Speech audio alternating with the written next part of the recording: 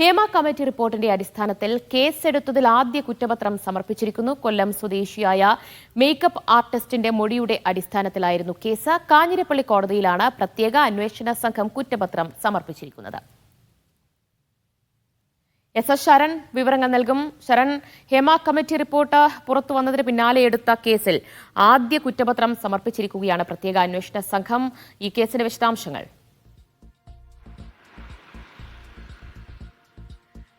ദിവ്യ, നേരത്തെ Hema committee report ലഭിച്ചിട്ടും പുറത്തുവിടാത്തതിൽ സംസ്ഥാന സർക്കാരിനെതിരെ വ്യാപക പ്രതിഷേധം ഉയർന്നിരുന്നതാണ്. പിന്നീട് ഇത് ഹൈക്കോടതിയിലേക്ക് ഈ കേസ് എത്തിയപ്പോൾ ഹൈക്കോടതിയും സംസ്ഥാന സർക്കാരിനെ നിശിതമായി തന്നെ വിമർശിച്ചിരുന്നു. ഇത്രയും കാലമായി, അതായത് റിപ്പോർട്ട് ലഭിച്ച ഇത്രയും കാലമായിട്ടും എന്തുകൊണ്ട് ഗുരുതരമായിട്ടുള്ള ആരോപണങ്ങൾ പോലും ഈ റിപ്പോർട്ടിൽ ഉണ്ടായിട്ട് പോലും നടപടിയെടുത്തില്ല എന്നുള്ളതായിരുന്നു കോടതിയുടെ ചോദ്യം. ഒപ്പം തന്നെ ഈ റിപ്പോർട്ട് വിശദമായി തന്നെ പരിശോധിച്ച് കേസ് എടുക്കാൻ കഴിയുന്ന പരാതികളിൽ കേസെടുത്ത് അന്വേഷണം നടത്തണമെന്നുള്ള കർശന നിർദ്ദേശവും ഹൈക്കോടതി നൽകിയിരുന്നു. അങ്ങനെ ഏതാണ്ട് 2 ആഴ്ച നീണ്ട പരിശോധന പിന്നീട് പ്രത്യേക അന്വേഷണ സംഘത്തിന്റെ ഭാഗത്തു നിന്നുണ്ടായിരുന്നു. അത് പൂർണ്ണ രൂപം സംസ്ഥാന സർക്കാർ കൈമാറണമെന്നുള്ളതായിരുന്നു ഹൈക്കോടതി നിർദ്ദേശം. അതിന്റെ അടിസ്ഥാനത്തിൽ പൂർണ്ണ രൂപം ഹേമ കമ്മിറ്റി റിപ്പോർട്ടിന്റെ പൂർണ്ണ രൂപം ലഭിച്ചതോടുകൂടി പ്രത്യേക അന്വേഷണ സംഘം വിശദമായി തന്നെ പരിശോധിക്കുന്നു.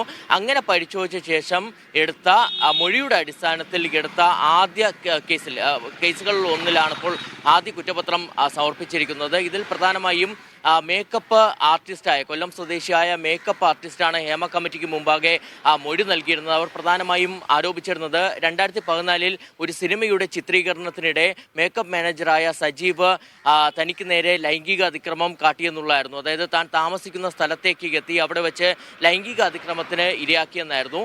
അങ്ങനെ നൽകിയ മൊഴിയിലാണ് പിന്നീട് പൊൻകുന്നം പോലീസ് കേസ് രജിസ്റ്റർ ചെയ്തിരുന്നത്. തുടക്കത്തിൽ പ്രത്യേക അന്വേഷണ സംഘം ഇവരുടെ മൊഴി രേഖപ്പെടുത്തുകയും അതിനുശേഷം നിർദ്ദേശം നൽകുകയുമായിരുന്നു. പൊൻകുന്നം പോലീസിനോട് കേസ് രജിസ്റ്റർ ചെയ്യാൻ നിർദ്ദേശം നൽകുകയായിരുന്നു. അങ്ങനെ ലൈംഗിക അതിക്രമം 354 പ്രകാരമാണ് ഈ മേക്കപ്പ് മാനേജറായ സജീവിനെതിരെ കേസ് രജിസ്റ്റർ ചെയ്തിരുന്നത്. പിന്നീട് സജീവിനെ പല പ്രാവശ്യമായിട്ട് വിളിച്ചു വരുത്തി ചോദ്യം ചെയ്യുന്നു. അങ്ങനെ ചോദ്യം ചെയ്യൽ പൂർത്തിയായ ശേഷം, അന്വേഷണം പൂർത്തിയായ ശേഷമാണ് ഇപ്പോൾ കുറ്റപത്രം സമർപ്പിച്ചിരിക്കുന്നത്. കഴിഞ്ഞ ദിവസമാണ് കാഞ്ഞിരപ്പള്ളി കോടതിയിൽ ഇത് സംബന്ധിച്ച കുറ്റപത്രം പ്രത്യേക അന്വേഷണ സംഘം സമർപ്പിച്ചത്.